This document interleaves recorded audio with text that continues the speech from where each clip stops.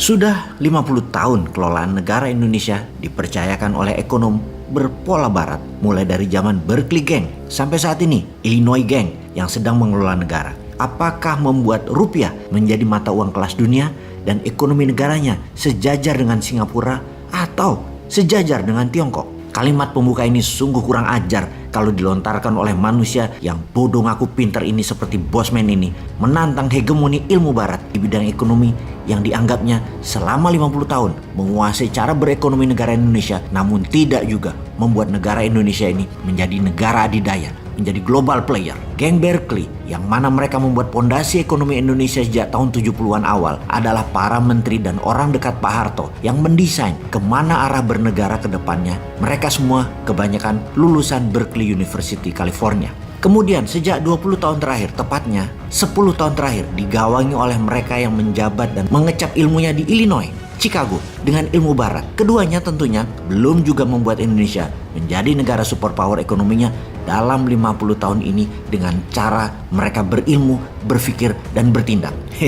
Kurang ajar bener ya Bosman komennya. Jadi kalau kita melihat sumber daya alam Indonesia ini seharusnya kan jadi berkah, tapi kok kayaknya jadi kutukan kesannya, karena tidak membuat Indonesia menjadi negara kaya, menjadi negara makmur, sejahtera, bahagia dalam 50 tahun ini.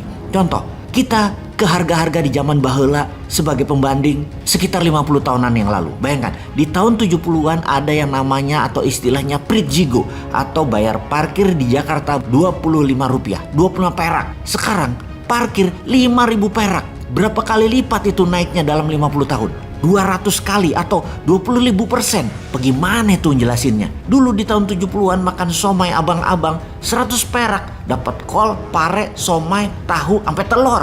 Sekarang 20.000 naiknya 20.000%. Dulu di tahun 70-an $1 cuma 370 rupiah, sekarang 15.000, melemah 4.000%. Pertanyaan pertama, kira-kira 10 tahun ke depan kalau cara berilmu dan berpikirnya serta bertindaknya sama, apakah harga somai bisa jadi 10.000 atau malah jadi 30.000 10 tahun dari sekarang? Harga parkir bisa jadi 2.000 atau jadi 10.000 dalam 10 tahun dari sekarang? Harga dolar terhadap rupiah jadi 5.000 atau jadi 30.000 dalam 10 tahun dari sekarang? Kalau mau berubah bagaimana? Nah, ini males gua kalau nerangin beginian. Tuh nonton aja tuh udah 850 video Bosman di channel Sontoloyo yang kampungan wong deso itu. Kita lanjutkan data biar pada gerah semua dan pada mikir berjamaah biar lebih baik. Biar pada mikir siapa yang bisa membuat Indonesia yang nanti jadi presiden ke depannya bisa membuat Indonesia melebihi Amerika dan Tiongkok. Atau kita bisa melihat siapa yang pesimis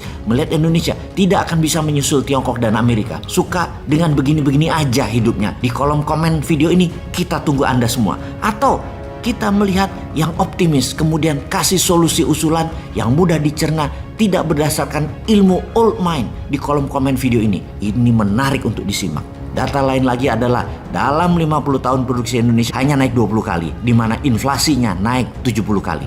Seni bermain dengan inflasi adalah jumlah produksi sama dengan uang beredar. Dan dalam hal yang sederhana melihat Indonesia dalam 50 tahun belakangan ini adalah gap jarak antara produksi dan inflasi berjarak 3,5 kali. Alias kalau kita bisa meningkatkan produksi 350% atau 3,5 kali lipat dari kemampuan produksi Indonesia pada saat ini, ke depan Indonesia adalah big giant country. Seharusnya 10 tahun yang lalu mulai dilakukan. Harusnya sudah 50 tahun yang lalu mungkin ini dilakukan. Atau ketika reformasi 25 tahun yang lalu kita lakukan ini. Tapi yang dilakukan hanya kekuasaan politik, bukan mensejahterakan bangsa dan negara.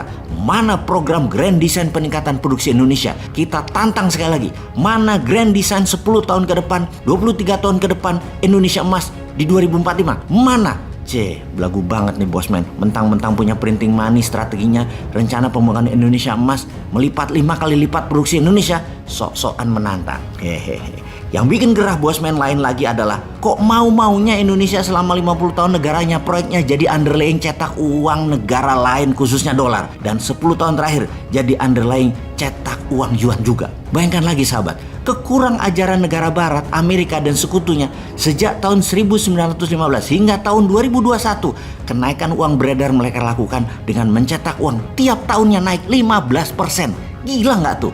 Yang tertinggi adalah sejak tahun 1971, dolar dicetak gaspol bisa naik 40% dari produksi dunia. Dan Indonesia salah satu negara yang manut proyek Indonesia jadi underlying dolar. Dan kalau kedepannya masih model begini, ya ambiar negara ini.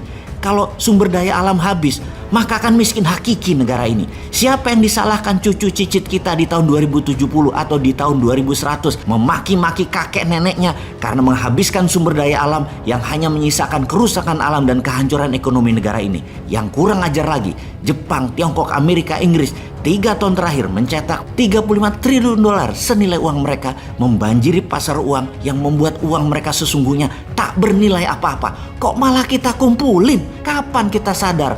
Kapan kita berubah? Kapan kita menjadi bangsa dan negara terbaik di dunia? Mohon maaf kalau saya emosi, gregetan dan membuat Anda panas. Merdeka!